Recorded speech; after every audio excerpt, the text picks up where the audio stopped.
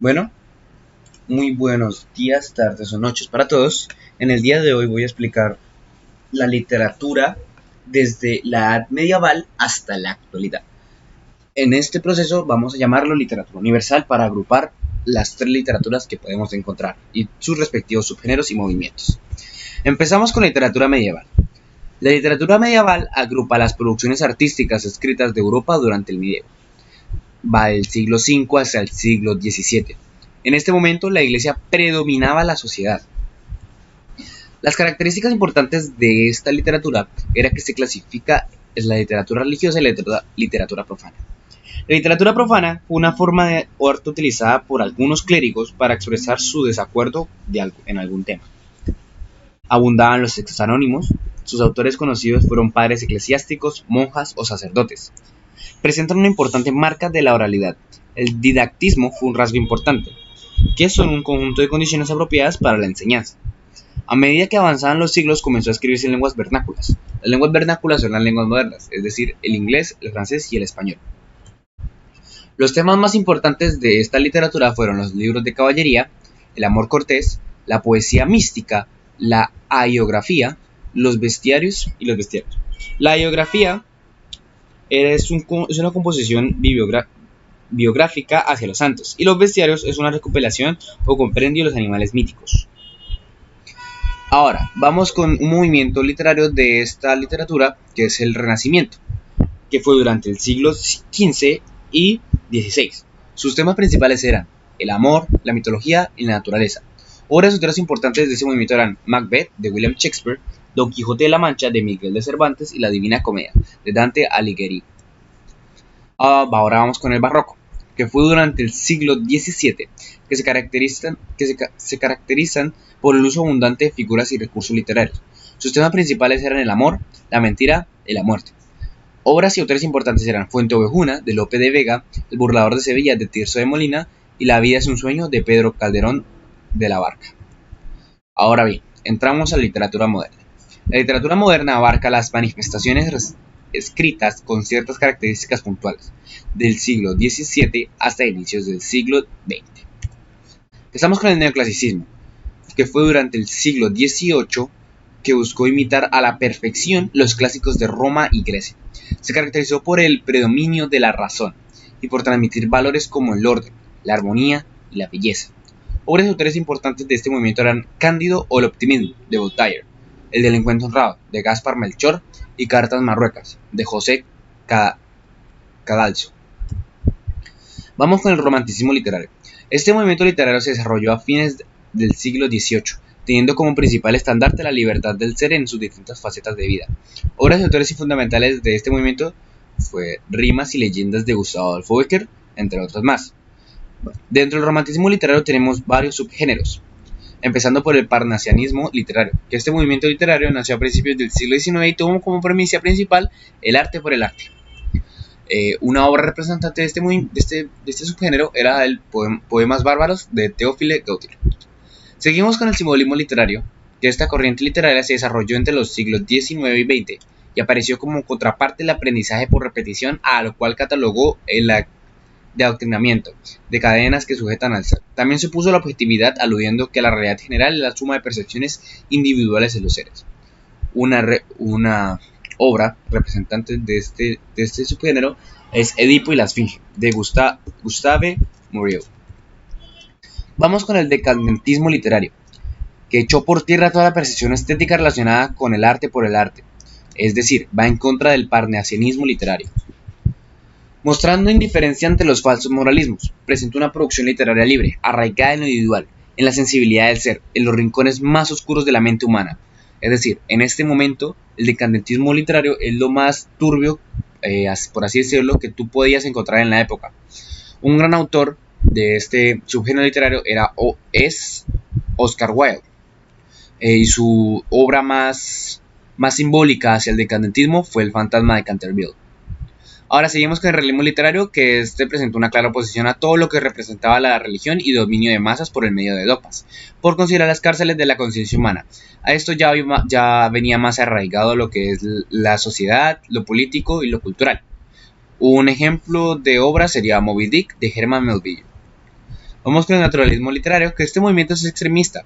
Su estandarte es la denuncia que deja expuestas las llagas de la sociedad con el fin de que se enfoquen en curarlas o que se pudran. Una obra, que en este caso es un cuadro, es el retrato de Eva Frederick de Frida Kahlo. Vamos con el vanguardismo literario. El vanguardismo literario busca renovar desde sus cimientos a la sociedad, acabar con los dogmas, con las imposiciones y apuesta al individuo por y para sí, como el núcleo mismo de las cosas, la razón de la existencia. Obras y autores del movimiento Invasión Nocturna de Roberto Mata, Cabeza de Mujer de Pablo Picasso, que en este caso es la foto que pueden ver, la de Cabeza de Mujer de Pablo Picasso, El hombre de la esquina rosada de Jorge Luis Borges, entre otros más.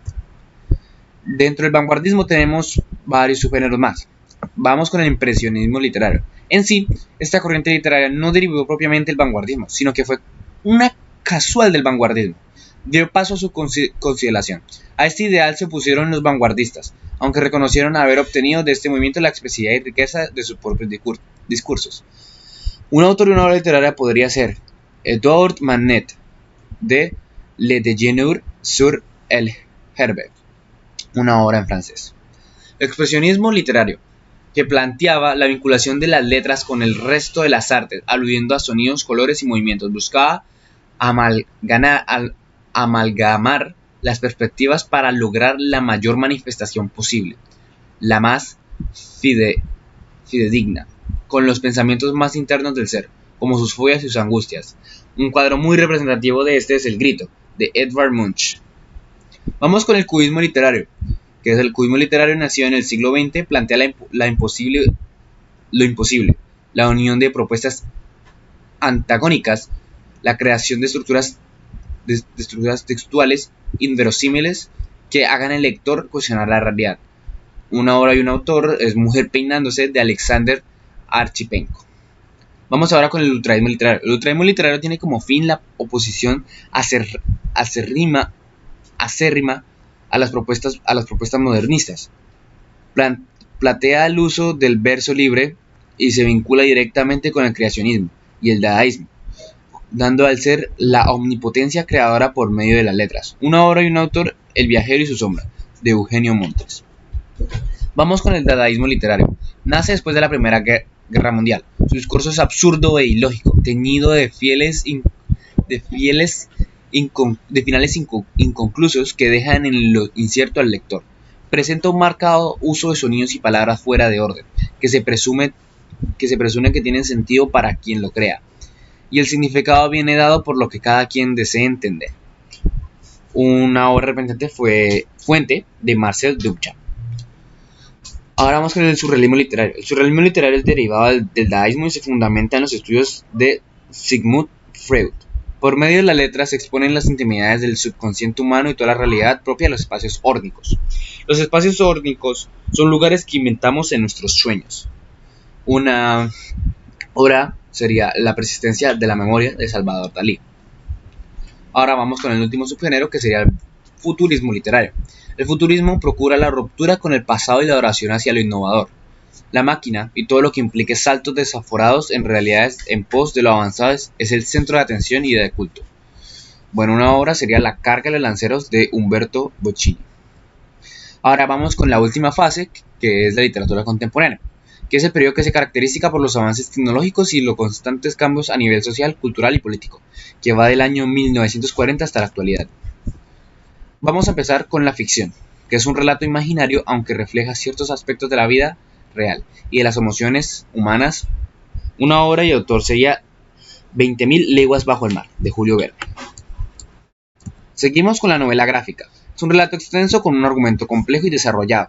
Se diferencia de un cuento porque el lector conoce tanto la trama como lo que sienten los personajes.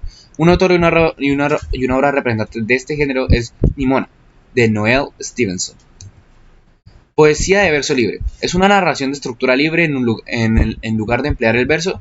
Ciertos autores hasta se atreven a escribir de forma desordenada. Una obra es Versos libres, de José Martí. El cuento popular o la fábula. Es un relato breve sobre un tema inventado con argumentos sencillos, que deja una enseñanza o apólogo. Un apólogo es una narración que su propósito es instruir sobre algún principio ético o moral. Una obra importante es La tortuga y la liebre, de Esopo. que o sea la primera edición. Y como sabemos, Esopo fue un pensador griego. Ahora vamos con la comedia. Es una representación de un aspecto alegre y divertido de la vida humana, narrado a través de un conflicto que termina con un final feliz. Una obra representante de Perfectos Desconocidos, dirigido por Daniel Guzmán. Y pues eso ya sería todo. Aquí podemos ver las referencias de la toma de apuntes. Muchas